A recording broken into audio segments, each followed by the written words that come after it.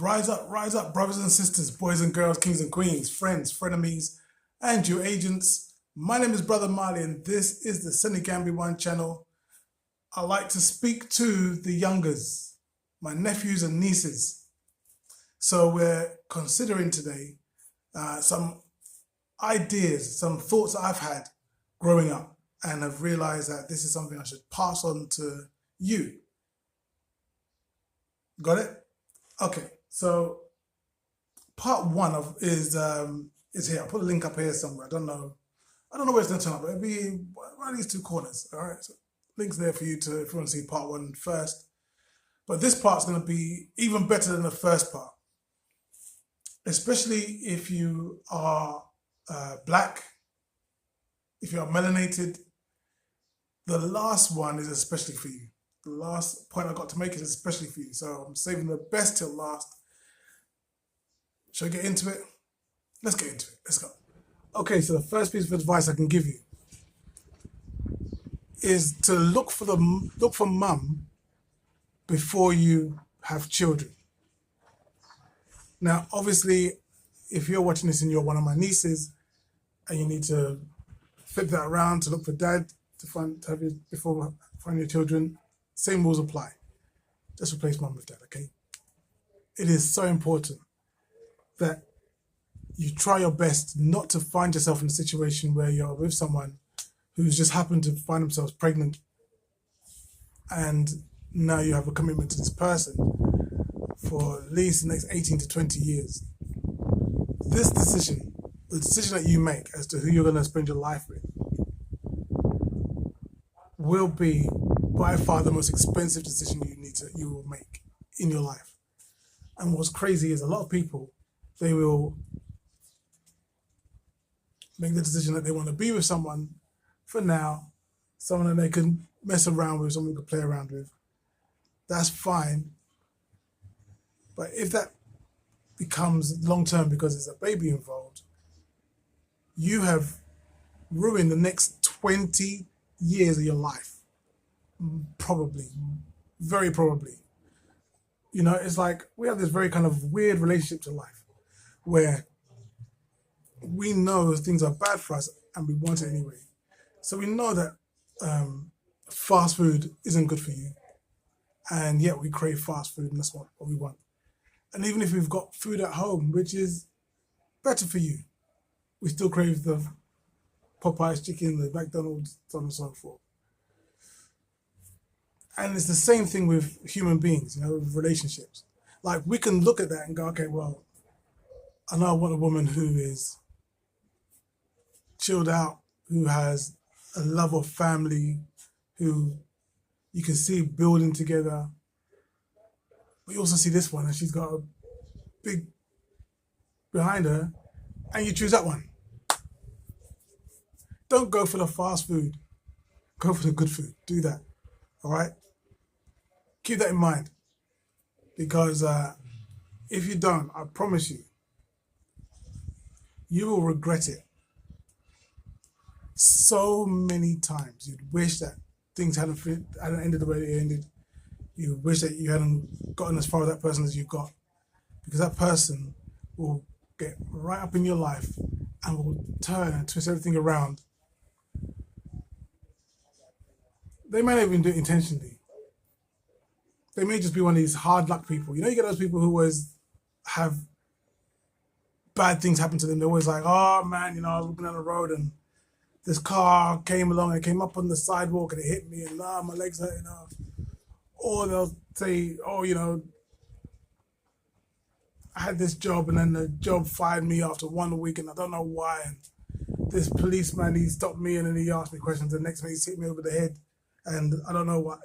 Those kind of people.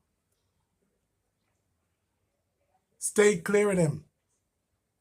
Stay clear of them, because even if they're a nice person, even if they've got good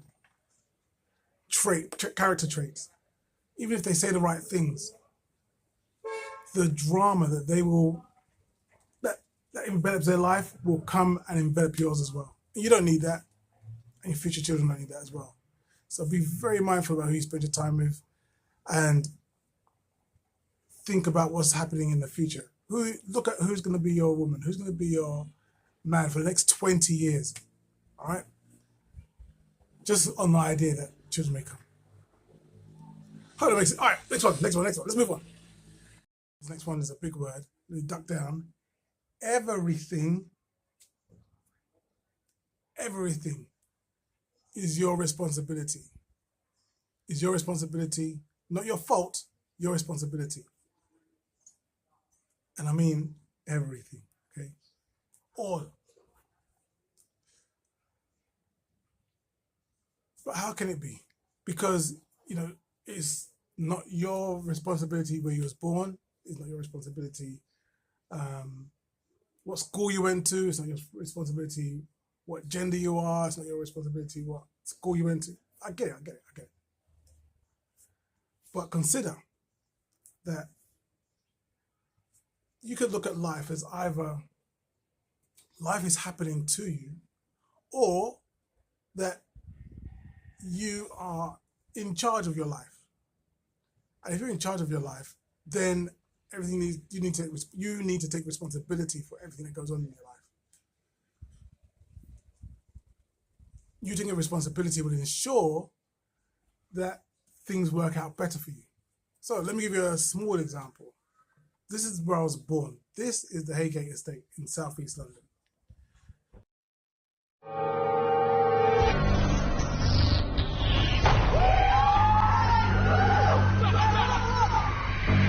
The streets. Back in the block. What?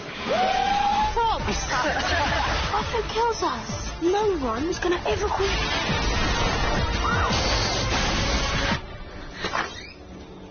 Wait, she's safe. Good luck. They filmed Attack the Block there. And if you've seen the movie, or even if you see from these clips, it was a dire place to live. But that's where I was. And then we upgraded to this dump. There's the Aylesbury Estate, also in southeast London, not too far up the road from where I was born. Now, when I was small, there was this man who came to the house. He's knocking on the door, and he said, "Can he come in?" And my mum said, "Don't open the door, don't let that man in." So he's banging on the door, I want to come in. So we was all looking at him through the letterbox, but we wouldn't let him in the house. Later on, we're going out, and he's asleep on the floor. So me and my brother are laughing and playing. We're like jumping over him, right? We're running and jumping over him.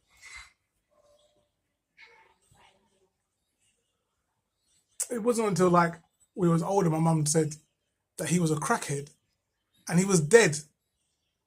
Like, we were doing hurdles over a dead guy.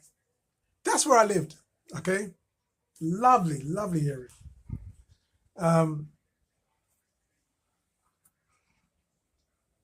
Now, we was on the 5th floor, and downstairs,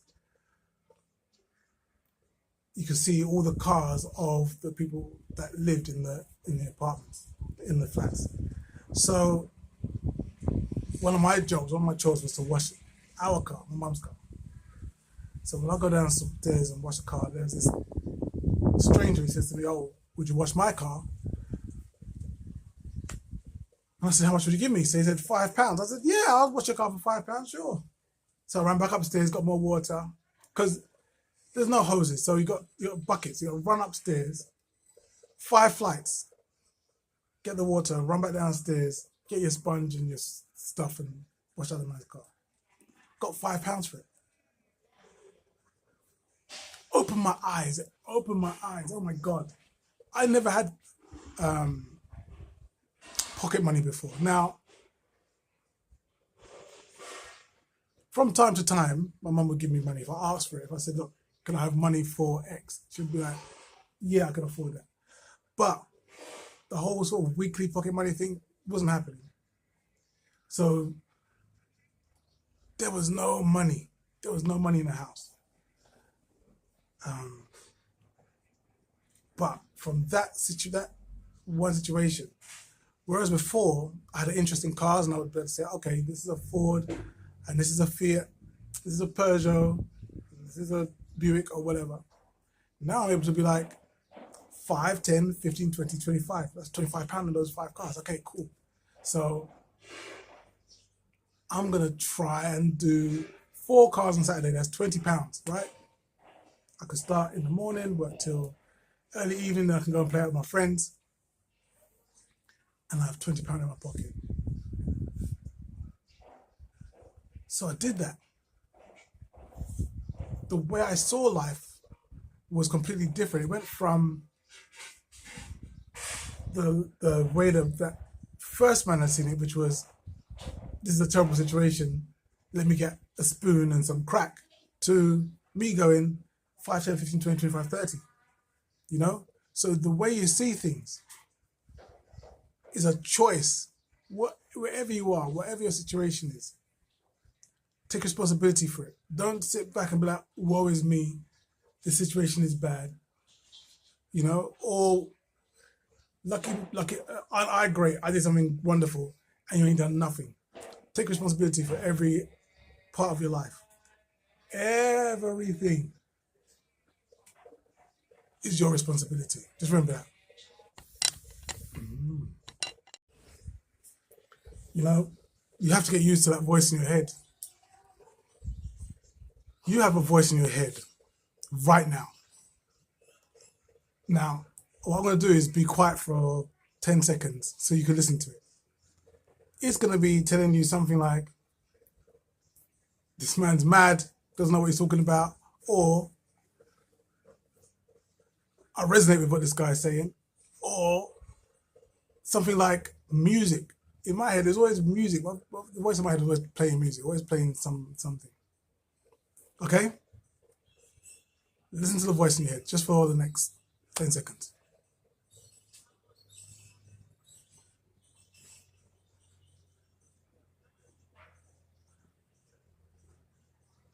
Got it? Okay. That voice in your head, you can't get rid of it. Now, if you're anything like me, the voice in my head was always negative, very negative. He was always like, it can't be done. If you listen to the first part of this broadcast, so in the first part I put the link to, part 1, I spoke about a situation with what the voice in my head was saying, about how I had an opportunity and the voice in my head the whole way through was like, no, it's not going to happen. No, you can't do it. No, you're no good. No, you're going to fail. And even after I got the opportunity, it was like, it still ain't going to work. You ain't going to get paid. Blah, blah, blah. You can't get rid of that voice. The voice doesn't go away. The voice is always there. But you can tweak it. You can tweak the voice. You can get it to sort of help you more. You see, the way your voice works, the way that voice works is that it's there to protect you. It's there to stop you from being on top of a building and going, I think I can fly. Yeah, I think I can fly. And then just jumping off and trying to flap your arms real fast. That voice in your head was like, don't be stupid. You can't fly. That's ridiculous. Get off the roof and walk down the stairs. That's what that voice is there for. But it will, in the face of us not having that many real world dangers to deal with, it talks incessantly about everything. So you see a nice boy you like the look of, you wanna approach him, but a voice in your head is like, yeah, but your breath smells. Yeah, but da da da da. Yeah, but you don't look good, or whatever. The voice will tell you that this ain't gonna work.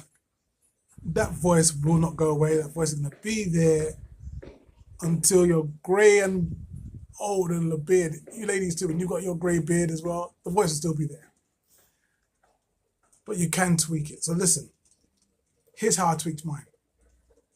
Every time I was conscious of the voice, because you won't be conscious every time, but every time I was conscious of the voice saying something negative, I would then have to combat it with 3 positive things.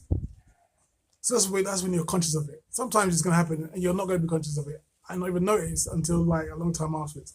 It doesn't matter if you don't notice until like later on you have those negative thoughts.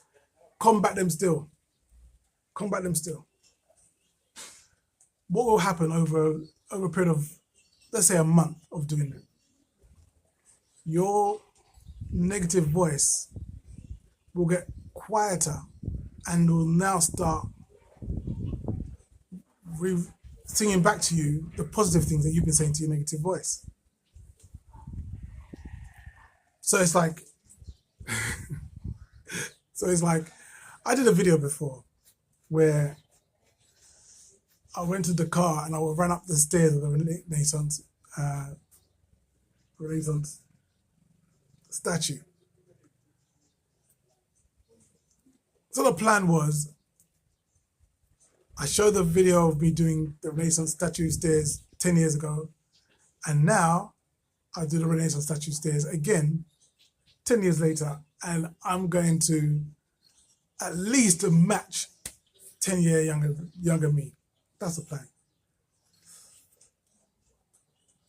So obviously what you do, right, is that you train and you prepare and you take lots of water and you do stuff. No. Mr. Positive Mental Attitude over here was just like, I don't need to do that, that's for suckers. I can just go and just run the stairs one time. Yo. I ran up those stairs, but I staired 10. That negative voice was in my head. Yo, I'm tired. What is this? By the 3rd flight of stairs, that negative voice was like, this is a stupid idea. Go away. This is a stupid idea. What are you thinking? You're a madman. I kept going. Until when I'd lift my foot, and I couldn't lift my foot high enough to get over the step. I kept tripping. You know, like how Joe Biden was going up those stairs? That's what I was doing.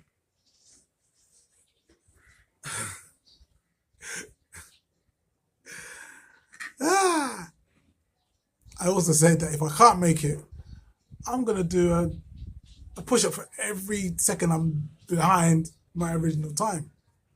Thinking it'd be like, worst case scenario, 5. So I was 30 seconds late.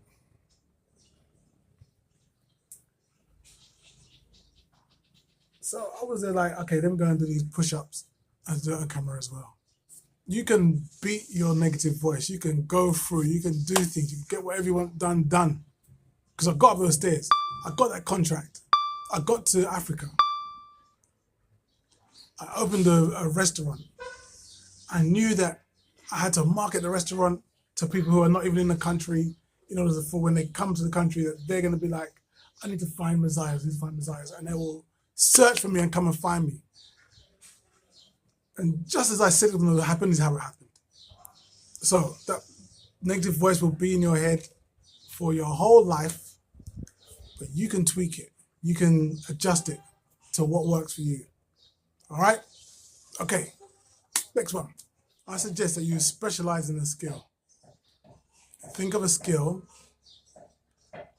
as something that you can do without an employer. All right, so being an HR executive is not a skill. That is something where you need to work in the HR department of a business in order for you to be able to put into practice what you've learned around HR. But think of us like an accountant is a skill.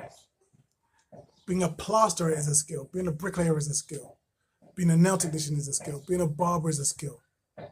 These are things that you can do, and you don't need no boss. These are skills that you can do that you can get paid for no matter where you are.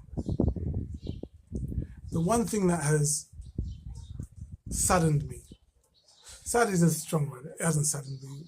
One thing that I've laughed at people. I haven't laughed at anybody. Okay, let me just be serious.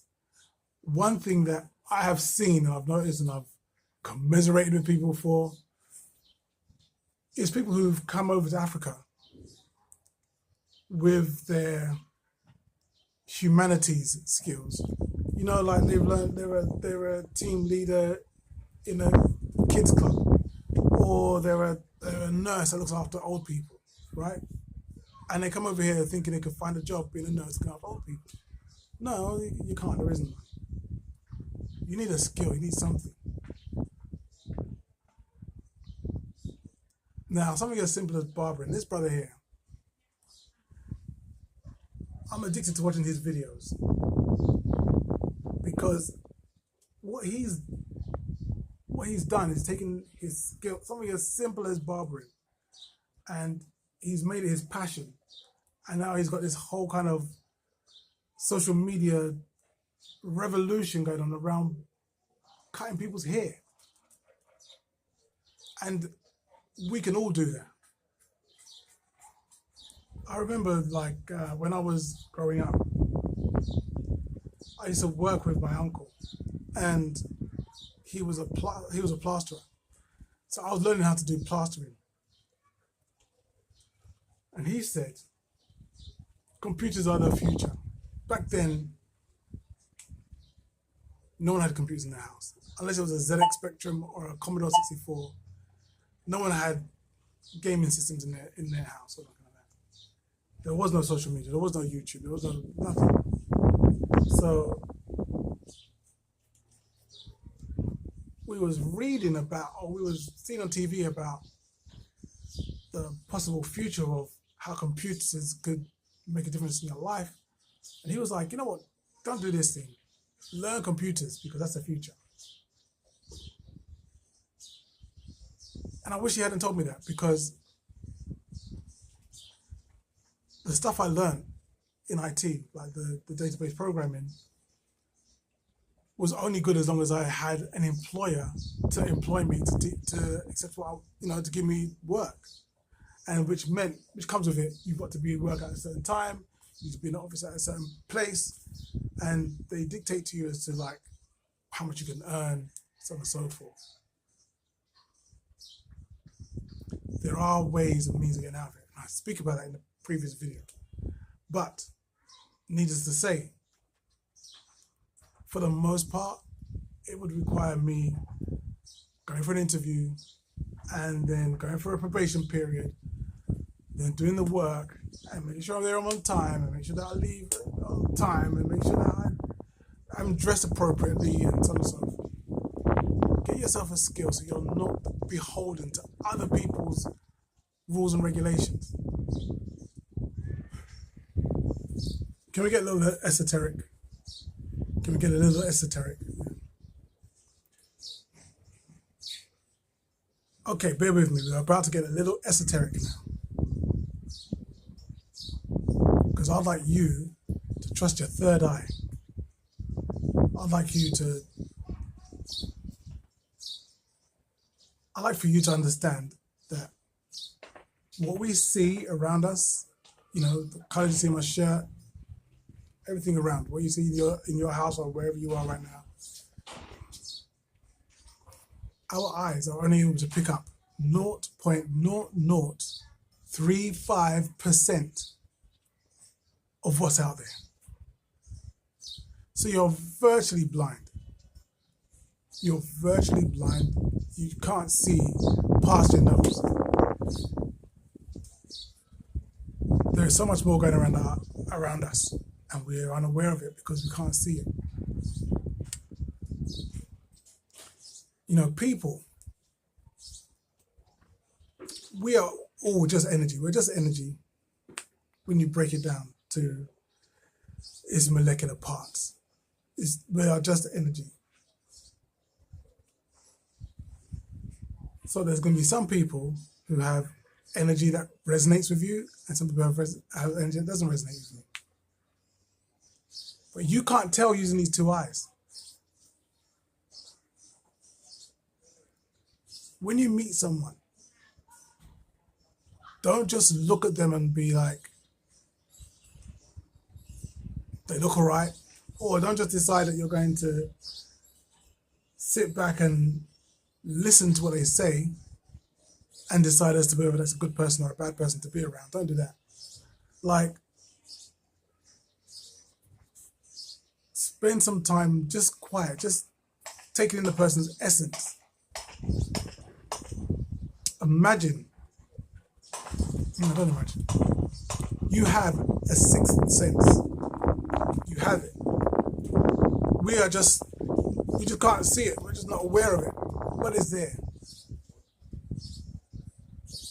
So use your third eye to invent how it manifests, and then use that to be able to check and see whether the person you are talking to is someone that you can vibe with or not. Okay, so this is Gwen Verdon. She had a song out in the 60s called Mexican Breakfast. It is quoted as being the inspiration for the video for Single Ladies by Beyonce.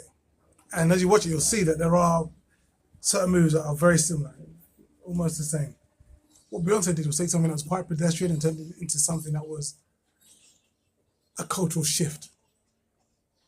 That turned her from a pop star to an icon. This piece of advice is, what will Beyonce do? It's very easy to look at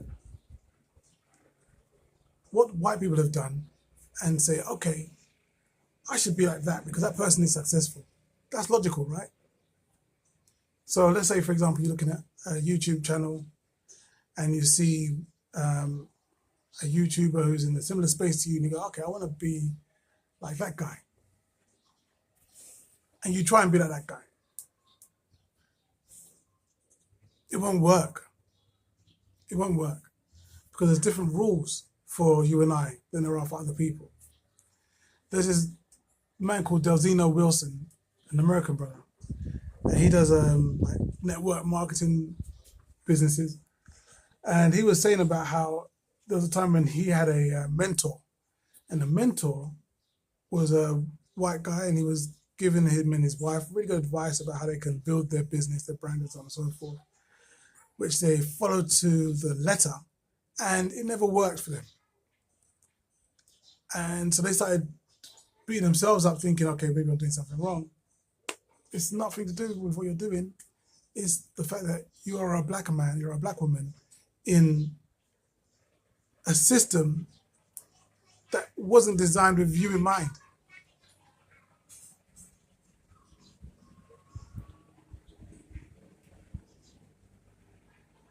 So my question is, what would Beyonce do? Before I came up,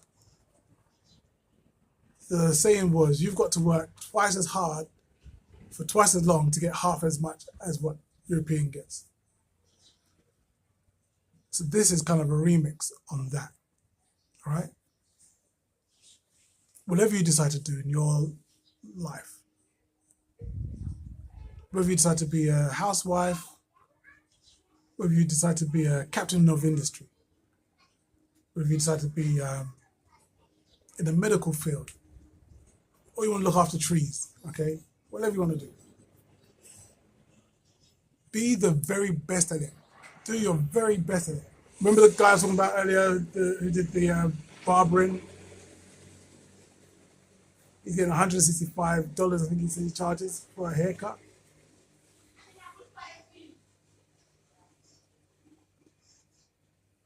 Like, it's not just barbering, you know? It's about what he brings to that, his energy when he's doing it. So invest your energy into what you're doing.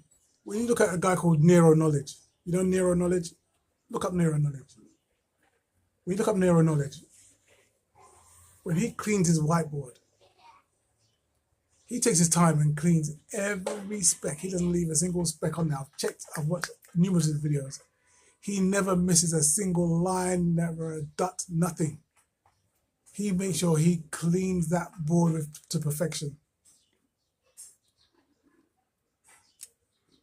It's those little things, those little tiny things that we need to be aware of, we need to do, that others don't need to do.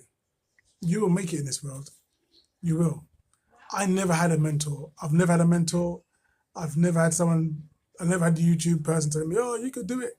No, by the time YouTube came out, I was already too old. And it doesn't matter what your handicap is, right? If your dad's not around, or you was an orphan, or you was poor, or whatever.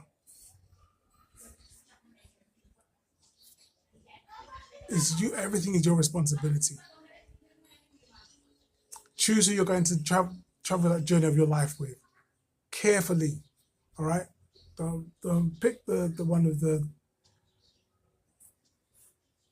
with the nice pecs or with the nice backside. Don't do that kind of stuff. Be serious about it. Love yourself. Believe in yourself. When that negative voice comes, combat it with 3 positives. And I bet you, I guarantee you, when you get to my age, you will be completely successful, totally successful. Trust and believe. This is your brother Marley. Until next time, you take care of yourself. Peace.